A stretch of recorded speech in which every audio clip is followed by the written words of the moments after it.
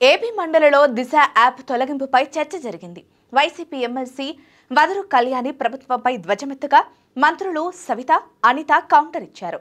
శక్తి app మరింత సమర్థంగా పనిచేస్తుందని మంత్రి ప్రకటించారు. ఆంధ్రప్రదేశ్లో మండలిలో దిశ యాప్ తొలగింపు వివాదం రాజుకుంది.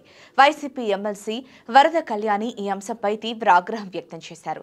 రాష్ట్రంలో మహిళలకు రక్షణ కరువైందని ఆరోపిస్తూ గత ప్రభుత్వం తీసుకొచ్చిన దిశ యాప్ను ఎందుకు తొలగించారో ప్రభుత్వాన్ని ప్రశ్నించారు. దీనికి మంత్రి సవిత, అనిత గట్టి సమాధానమిచ్చారు. చట్టబద్ధత లేని దిశ యాప్ గురించి మాట్లాడటం అవాస్తవమని, ఆ యాప్ ద్వారా ఎంతమంది మహిళలు రక్షించబడ్డారో చెప్పాలని డిమాండ్ చేశారు.